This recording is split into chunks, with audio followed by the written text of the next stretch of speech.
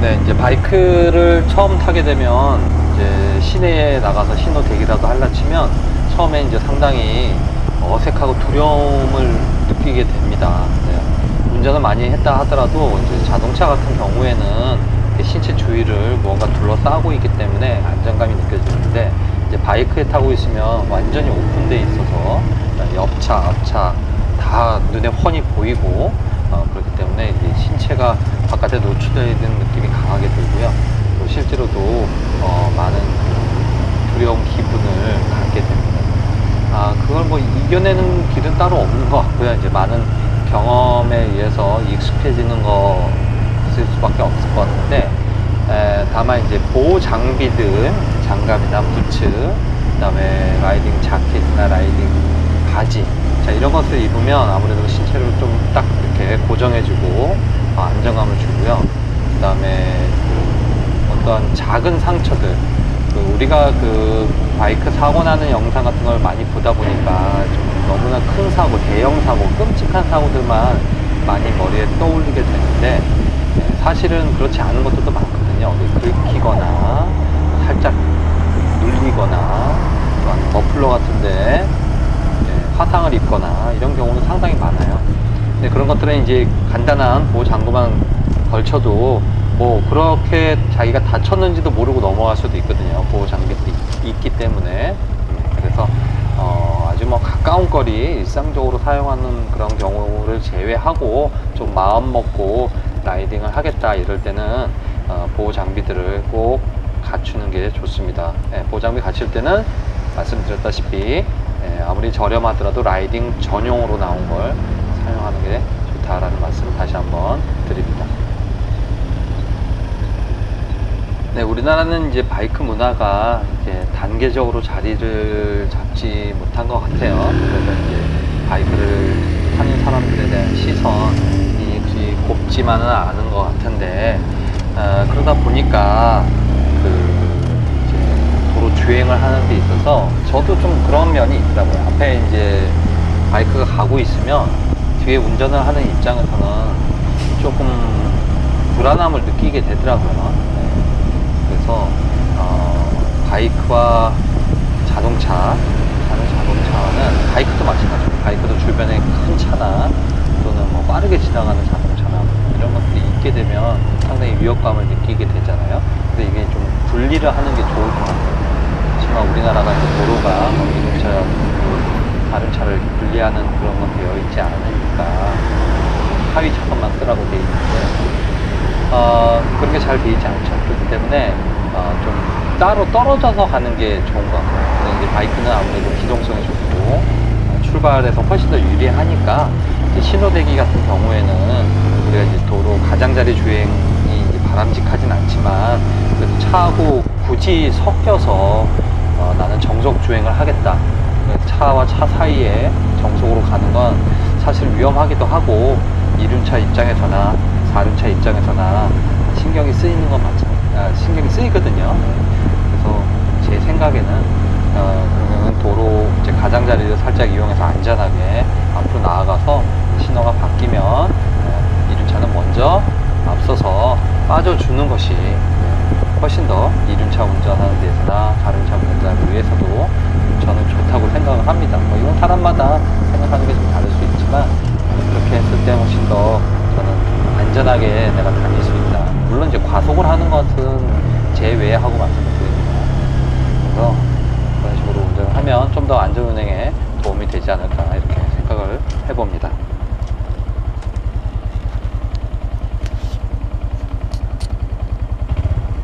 네, 또 이제 바이크를 타고 라이딩을 하다 보면 느낄 수 있는 즐거움 중에 하나가 이제 반대편에서 오는 이제 우리 라이더들과 이제 손인사하는 건데요. 처음에는 저 사람이 왜 나한테 손을 왜 흔들지? 뭐 이런 생각이 들다가 이제 한 대, 두 대 이렇게 하는 걸 보면 저게 어떤 인사구나. 자, 이런 것을 깨닫게 되죠. 그래서 내가 먼저 하기도 하고, 그리고 안 받아주면 좀 뻘쭘하기도 하고, 그래서 손인사하는 거 괜찮은 것 같아요. 상당히 좀 기분이 업되거든요. 근데 이제 간혹 저기 앞에 바이크가 한 대 오는데 이렇게 손을 흔들었는데 알고 보니 뭐 동네 할아버지가 타는 네, 그런 분들은 사실은 이제 투어를 다니는 게 아니라서 그런 거 손을 흔들어도 전혀 제가 왜 저러지 뭐 이런 생각을 하시기 때문에 상대방 라이더를 잘 보시고 네, 네, 투어 여행을 다니는 사람이다 그러면 손을 한번 이렇게 흔들어주면 네, 서로 간에 상당히 그 기분도 업되고 좋을 것 같습니다. 다만 이제 곡선 코너길 막 이렇게 코너랭 바쁜데 이게 손 흔들면 상당히 어떻게 저도 어떻게 인사를 네, 양손을 쥐고 있는데 네, 긴장하는 상태에서 네, 네, 좀 힘들더라고요. 네, 그럴 때는 뭐 목례로 가끔 이렇게 하기도 하는데 네, 그런 때는 뭐 안 해도 되겠죠. 안전을 위해서 가끔씩 이제 국도변에서 손 인사라도 하시면 즐거운 라이딩이 될 수 있을 것 같습니다.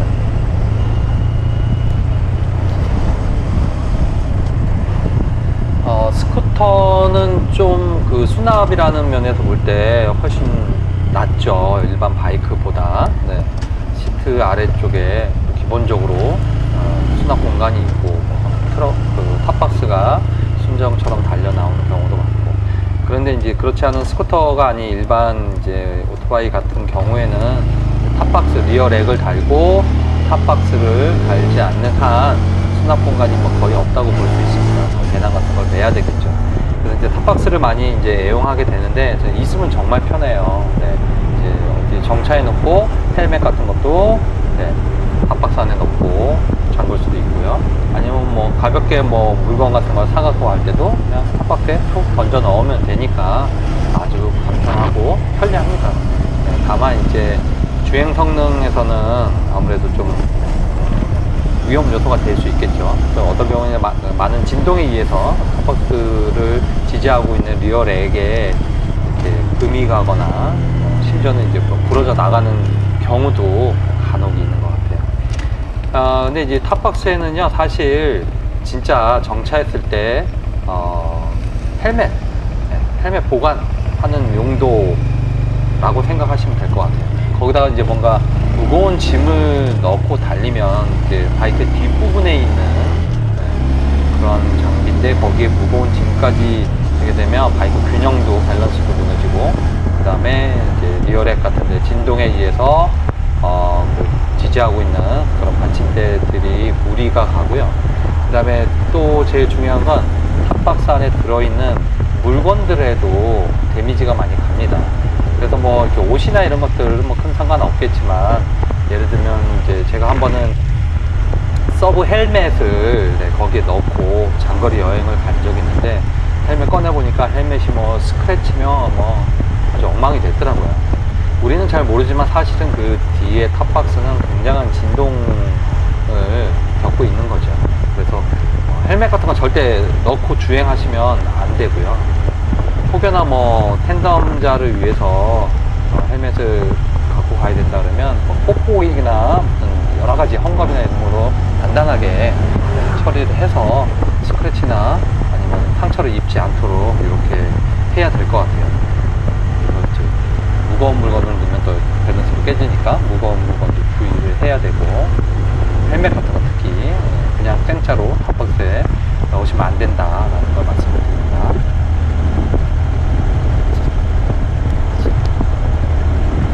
네, 그리고 이제 바이크에 입문을 하게 되면 이제 여러 가지 이제 용품들에 대한 관심이 생기잖아요. 네, 그래서 인터넷으로 여러 가지 용품들 이제 찾아보고 하게 되는데 저 같은 경우에 처음에는 브랜드가 굉장히 생소해서 잘 모르겠더라고요. 그리고 이제 가격대가 너무 비싼 것들이 많아서 이게 바이크 용품들은 이렇게 더 비싼가 뭐 이런 생각을 했는데 뭐 꼭 그렇지는 않은 것 같아요. 비싼 가격대를 형성하고 있는 브랜드가 있고 그렇지 않은 브랜드도 있는 것 같아요. 뭐 일단 이제 브랜드를 선택하는 데 있어서는 이제 어떤 자신의 취향이나 성향을 따라서 하시면 될 것 같아요. 나는 뭐 처음부터 그냥 끝판왕 가겠다, 하이엔드 가겠다. 그러면 이제 다이내즈, 알파인스타, 뭐 레빗, 뭐 이런 브랜드가 상당히 좀 고급 제품들이 많고, 물론 비싼 만큼 가격대가 높은 만큼 품질이 상당히 우수합니다. 나는 근데 이제 너무 가격이 너무 비싼 거 아니야? 좀 비싸지 않으면서도 괜찮은 거 찾고 싶다.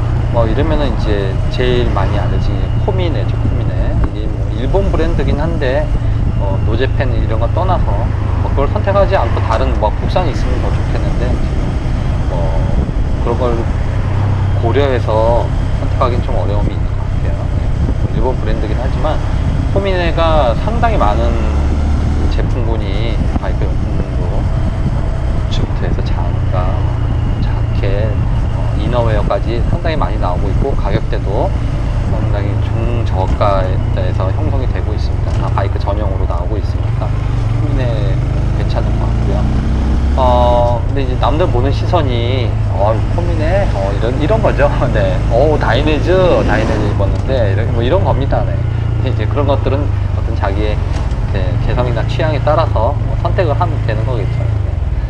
아니면은 이제 오프라인에서는 이태원 서울이 아닌 분인 죄송하지만 이태원 쪽에 이제 맥슬러라는 국산인 것 같아요. 국내에서 이제 라이딩 웨어 의류 쪽을 주로 이제 많이 취급을 하는데 직접 방문해서 고르는 것도 가격대가 상당히 괜찮고 품질도 괜찮은 것 같더라고요. 그 외에도 이제 이 온로드 분야, 오프로드 분야 이렇게 해가지고 좀 브랜드가 약간 차이는 있지만 많은 브랜드가 있으니까 한 번씩 천천히 둘러보시는 것도 괜찮아요. 네. 근데 이제 꼭 비싼 것만 찾는 게 좋은 것도 아닌 것 같고, 그 다음에 너무 저렴한 것만 찾는 것도 좋은 건 아니라고 저는 개인적으로 생각을 하는데 그거는 각자 성향에 따라서 취향에 따라서 고르시면 되겠습니다. 이제 브랜드는요, 대표적으로 말씀드린 다이내즈나 알파인스타 이런 것들은 이제 다 이탈리아 브랜드가 많아요. 이탈리아 브랜드가 바이크 쪽에서 좀 유명한 것 같고요. 그 다음에 또 일본 이제 헬멧 같은 건 RI, COA 이런 거 많이 쓰잖아요. 브랜드들도 유명한 것들이 많고, 이런 브랜드를 잘 골라서 사시는 것도 좋다고 봅니다. 다만 이제 제가 좀 권장 안 드리는 거는 바이크 메이커의 로고가 크게 새겨진 용품들은 사실 이제 바이크를 바꾸게 되면 의외로 바이크를 많이 이제 갈아타게 되거든요. 가격도 만만하고 자동차에 비해서 종류도 워낙 다양하고 해서 사람 마음이라는 게 사가지고 폐차할 때까지 타고 싶지만 사실은 굉장히 잦은 주기로 이렇게 변경을 하게 돼요. 이제 그렇게 혼다 로고가 크게 새겨진 걸로 다 이렇게 도배를 했는데 다른 바이크, BMW 바이크를 산다 그러면 그 용품들은 이렇게 좀 입고 다니기 그렇죠. 바이크하고 매칭이 안 되니까. 그래서 저는 개인적으로는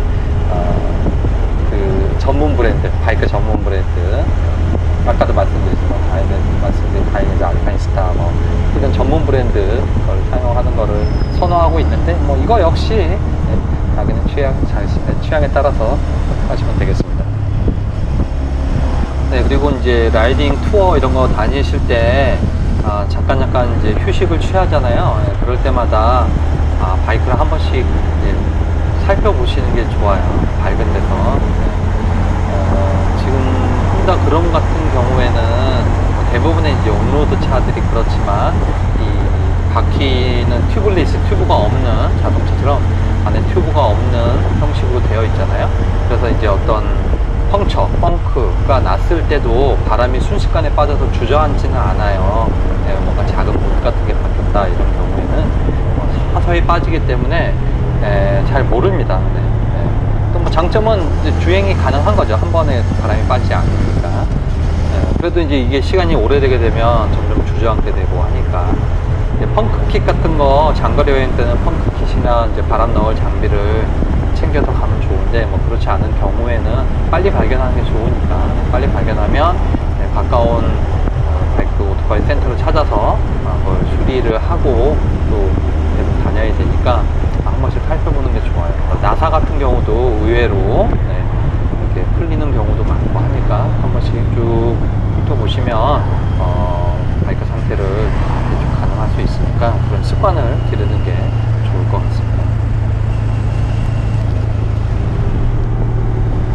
네, 그리고 이제 바이크를 주차해 놓을 때 바이크 커버를 이제 사용할 수도 있죠. 근데 이제 장단점이 있어요. 일단은 장점이라고 보면 사람들 시선으로부터 차단을 하는 거죠. 아무래도 이제 바이크가 이렇게 노출이 돼 있고 사람들이 다니는 곳에 서 있다 보면 이제 손을 타기 마련이에요. 이상하게 거기에 뭐 앉기도 하고 이것저것 만지기도 하고 꼭 훔쳐가는 것뿐만 아니라 그런 경우도 많아요. 괜히 건드려서 넘어뜨리기도 하고 견물생심이라고 하죠. 근데 이제 바이크 커버를 씌워놓게 되면 아무래도 시선에서는 차단이 되기 때문에 그런 걸로부터는 어느 정도는 뭐 굳이 또 베껴서 이렇게 보는 건 할 수 없지만 어느 정도는 방어가 된다고 할 수 있습니다. 이거는 많이 도움이 돼요. 손을 많이 안 타게 되는 거거든요. 그 다음에 이제 뭐 먼지나 뭐 오염물에 대해서 뭐 막아주는 그런 장점도 있겠고요.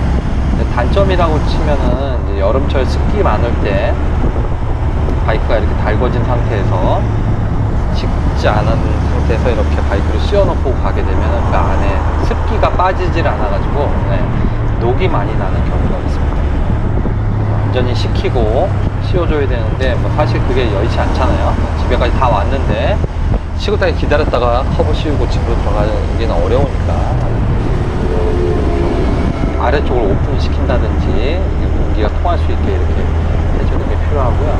또 겨울 같은 데는 거기가 또 이제 날이 추우니까 고양이 같은 동물들이 따뜻한 데 찾아서 이렇게 안으로 기어 들어와서 막 발자국 끈 찍어 놓고 뭐 이런 경우도 있어요. 그 커버 안에서. 그런 건 좀 단점이라고 할 수 있는데, 이거 역시 뭐 개인의 성향에 따라서 또는 오랫동안 세워놓을 보다 이럴 때는 커버 씌워 놓는 게 좋겠죠. 며칠 동안. 근데 내일 아침에 또 바로 타고 나갈 거야. 그러면 뭐 안 씌워도 되겠고요. 그러면 각자 케이스 바이 케이스 판단하셔서 사용하시면 되겠습니다. 근데 이제 바이크 커버를 구입할 때 종류도 여러 가지예요. 뭐 저렴한 것도 있고 좀 고급 재질로 되어 있는 것도 있는데 뭐 아무래도 좀 비싼 게 좀 좋긴 좋죠. 근데 이제 크기 선택을 좀 잘 하셔야 돼요.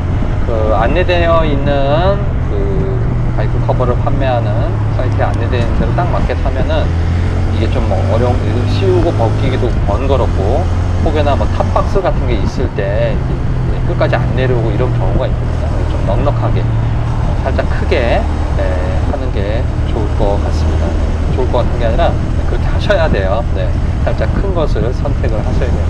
그 다음에 태풍이나 비바람 심하게 부는 날은 바이크 커버 관리 잘 하셔야 됩니다. 커버 때문에 넘어질 수도 있고요. 바람을 맞아가지고 또 커버 때문에 커버가 이렇게 날아가거나 할 수도 있기 때문에 그런 것만 신경 쓰시면 바이크 커버 사용도 좀 귀찮지만 저는 괜찮다고 생각합니다. 네, 그리고 이제 간혹 바이크를 넘어뜨리는 경우가 있어요. 그렇죠? 제일 안 좋은 경우죠. 바이크를 처음 타게 되면 누구나 다 나는 절대 넘어뜨리지 말아야지 뭐 이런 결심을 하고 타는데 사실 또 살다 보면 그렇게 안 되는 경우도 많죠. 자, 이제 넘어뜨리게 되면 이제 당황하잖아요. 그리고 사람들이 막 쳐다보는 것 같고 그래서 얼른 일으켜 세워서 이제 시동을 다시 거는데 이게 시동이 안 걸리는 경우도 많아요. 이 바이크 안에는 센서 장치들이 있어서 바이크가 이제 넘어졌다가 일어서게 되면 이제 휘발유나 이런 게 역류하고 이런 것들 때문에 잠시 시동이 안 걸릴 수 있습니다. 그때 키를 끄고 키 오프하고 다시 켠다든지 아니면 바이크를 세워놓고 좀 본인 마음도 진정시키고 바이크도 진정시키고 그 다음에 다시 키 온을 해서 시동을 걸면 시동이 걸릴 겁니다. 그러니까 이제 가뜩이나 넘어뜨려서 당황스러운데 시동도 안 걸리면 굉장히 진짜 혼란스럽잖아요. 그럴 때는 이제 안전한 곳으로 바이크를 밀어서 빼놓고 키 오프 하시고 잠시 기다렸다가